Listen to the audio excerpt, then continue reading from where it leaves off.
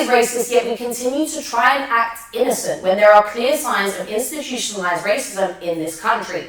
And on that note, welcome back to yet another episode of Peak Politics. And if you couldn't tell already, later on today we're going to be covering the topic of racism. But for now, let's get started with some basic questions.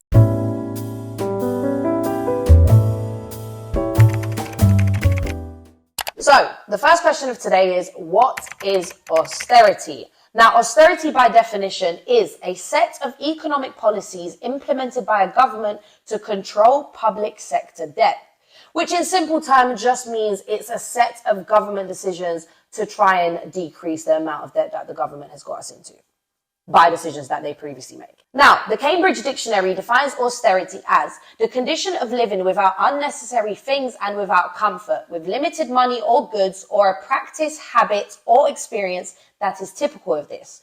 So, when you hear people talking about a period of austerity coming, just prepare for things to get really, really, really shit, okay? Austerity includes the government making decisions such as increasing tax, cutting public spending, so cutting spending on things like the NHS or schools or councils, cutting benefits and pensions, or all three at the same time. So as expected, things will get really, really shit, do you know what I mean? And all of these decisions, of course, are decisions that affect people from lower socioeconomic backgrounds and from working class backgrounds more than they would your rich person, your billionaires, your MPs. Question number 2, what is privatisation? Privatisation is when you transfer something from being public to being private. Now, this applies to both services such as the NHS or assets, which include things like buildings and railways and so much more. Now, the process of privatisation involves selling publicly owned assets and services, which would normally be regulated and controlled by the government, to private buyers. Most people, me included, think that the privatisation of nationalised services and goods is bad for our economy, bad for our society, just bad in general. But answering why and telling you why it's bad is a question for the next episode. So for the time being, I'm just giving you a brief explain on what privatisation actually is, but next time we'll talk about why it's bad. Okay? And on that note, let's move on to question number 3. How does capitalism work? Capitalism is one of the most popular economic systems in the world. Under capitalism, private individuals or businesses own property or capital, meaning that they run and own the businesses that we get our services and goods from.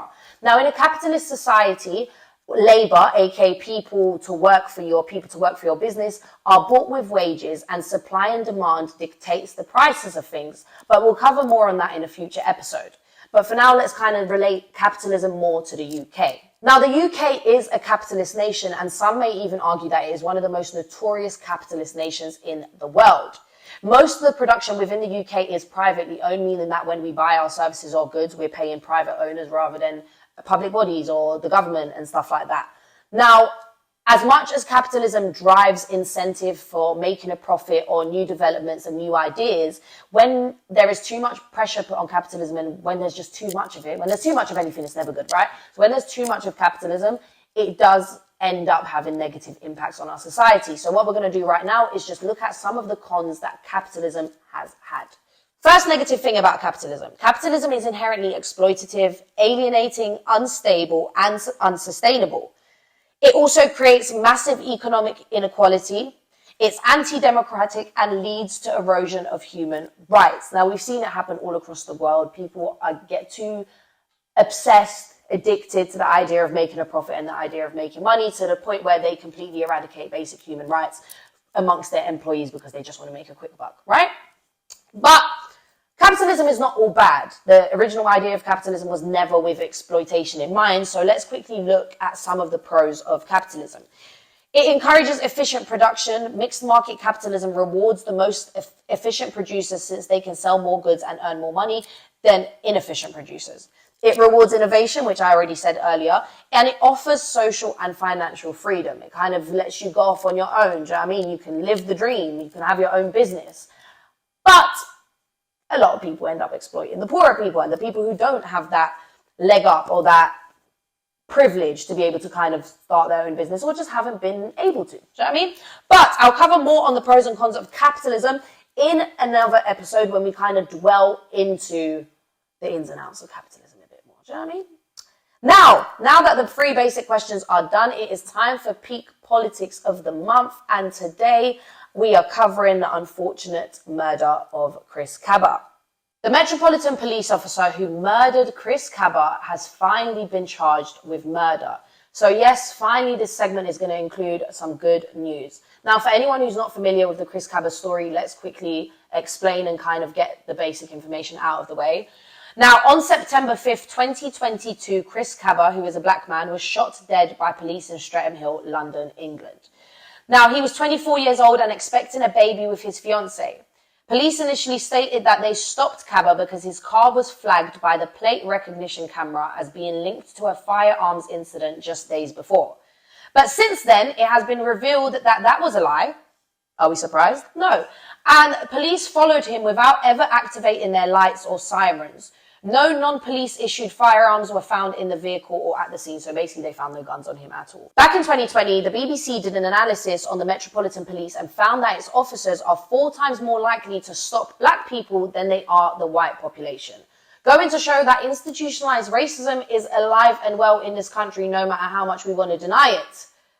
But now that we've got that covered, let's look at this Channel 4 report, which looks at how exactly the officer who shot and murdered Chris Kaba was charged. The police watchdog, the IOPC, announced that Chris Kaba had been unarmed.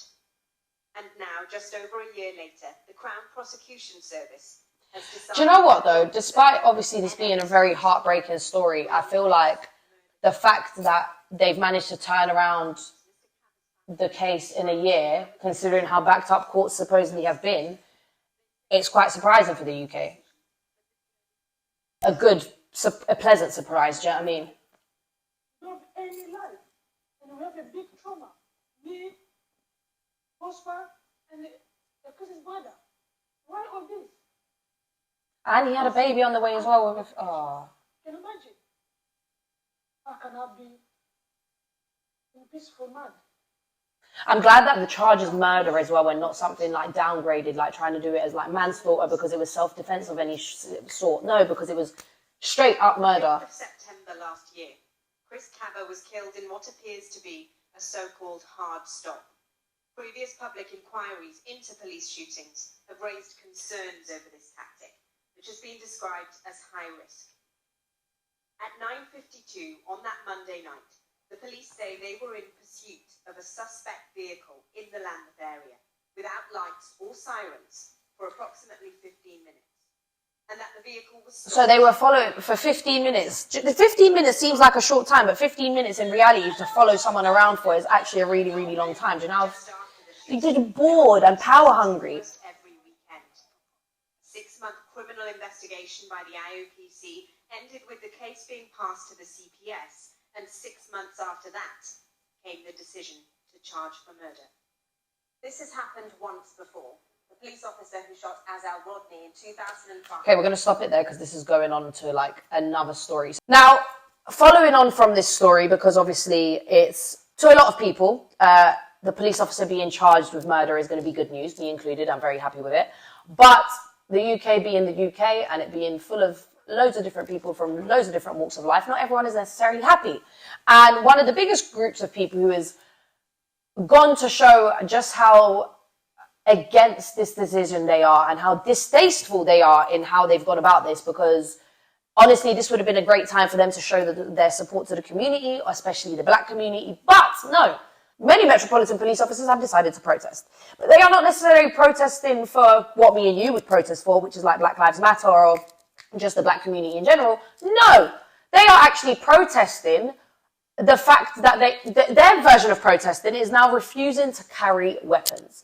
Many police officers are refusing to carry guns because they claim they feel anxious that they will get charged with murder or any other crime following what happened with Chris Kaba, which I think is just a very, very, very, very distasteful and almost funny, because if you don't laugh, you'll cry kind of statement to make when you take into consideration how black people have felt around the police for years and years on end. Using the word anxious or saying that like, oh, you're a bit scared or like you're concerned that like you're going to get arrested.